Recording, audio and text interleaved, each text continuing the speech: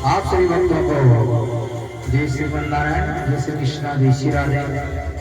आज हम प्रबोधिनी एकादशी और देवोत्थान एकादशी महात्म्य का कथा श्रवण करेंगे।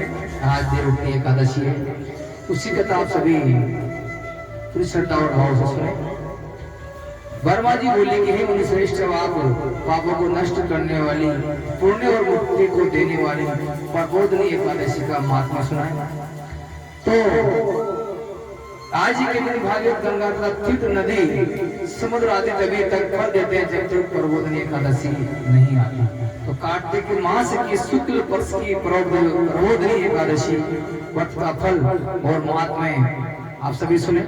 तो नारद जी ने पूछा, हे पिताजी, ये संध्या को भोजन करने से, रात्रि में भोजन करने से तथा पूरे दिन उपवास करने से क्या फल मिलता है, उसे आप समझाइए।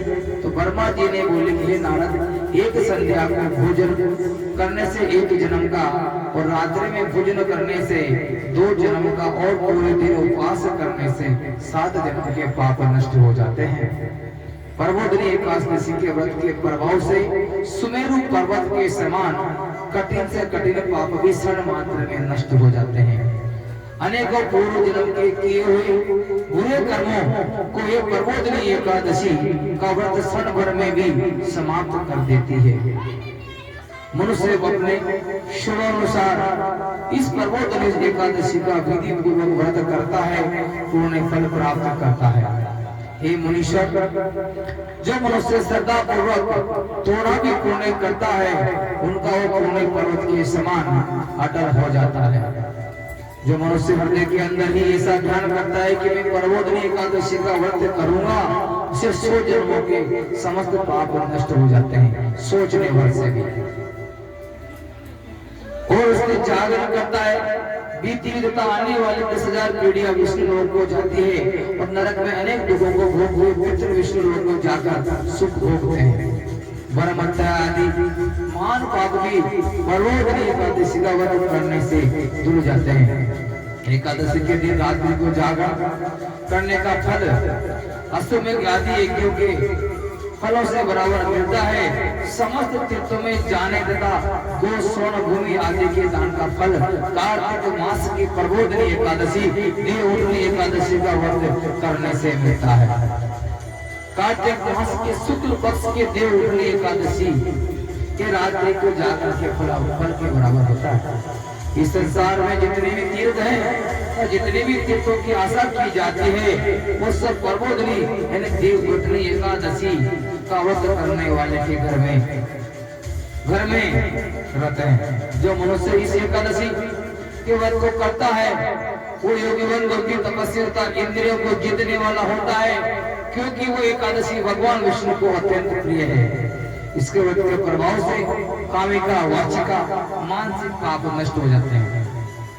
इस एकादशी के दिन जो भगवान की प्राप्ति के लिए दान तप होम यज्ञ आदि करता है, उन्हें अक्षय पुण्य फल प्राप्त होता है।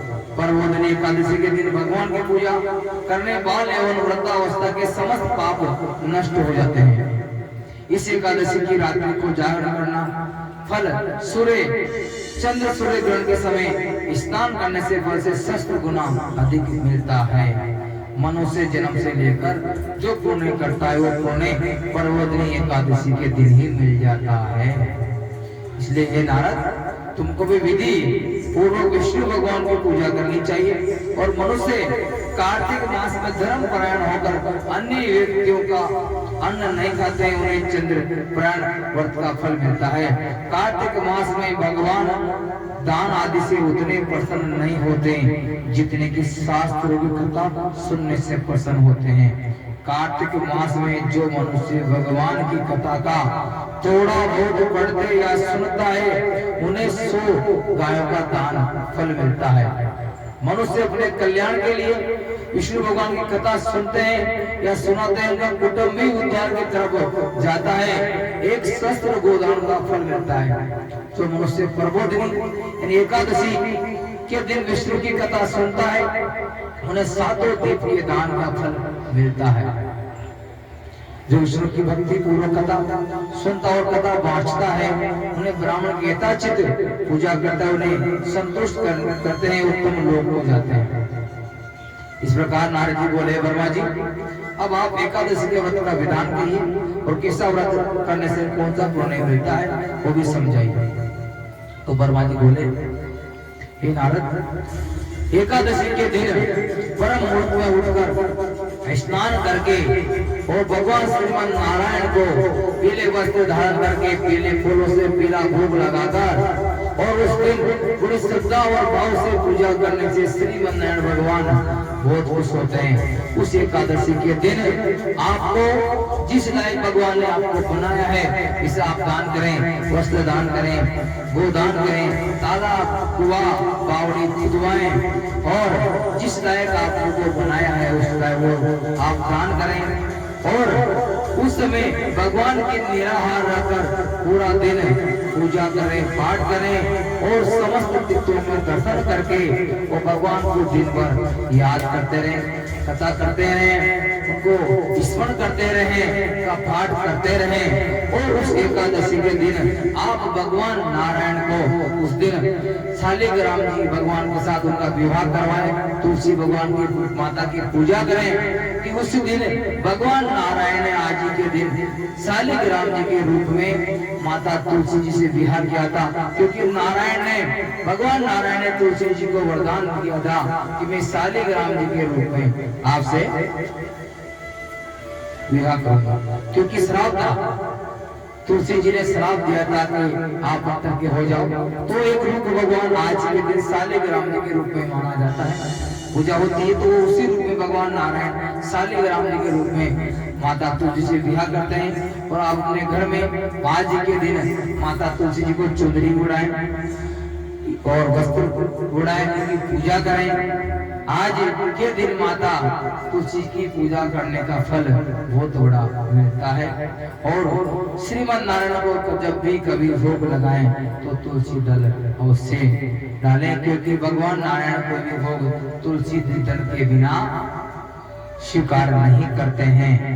तो आज के दिन एकादशी के दिन आपका किया हुआ दान, आपकी की पूजा, आपके भजन, आपके कीर्तन, आपका सत्संग कभी फल नहीं होता, हजारों गुना फल देकर और आप वैकुंठ धाम को जाते हैं। और आप अलग अलग तरह से पूजा का विधान बहुत बड़ा है। आप अपने भाव से अपने श्रद्धा अनुसार इस दिन पूजा करें कि आज ही के दिन भगवान नारायण चतुर्मास से शयन से आज जागे से इसी कथा को इस प्रबोधनी एकादशी को देवोधनी एकादशी भी कहते हैं। जो मनुष्य चतुर्मास व्रत को बिना किसी भी दिन को पूरा करता है उन्हें फिर दोबारा जन्म नहीं लेना पड़ता। और जो मनुष्य व्रत खंडित हो जाता है वो कामी होता है।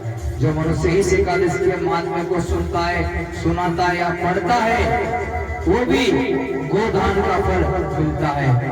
तो आप सभी ने बहुत प्यारी कथा श्रवण की, देवोत्तानी एकादशी प्रबोधनी एकादशी की। आप सभी भक्तों को राधे राधे, जय श्री कृष्णा, जय श्रीमन नारायण, जय श्री नारायण, राधे राधे।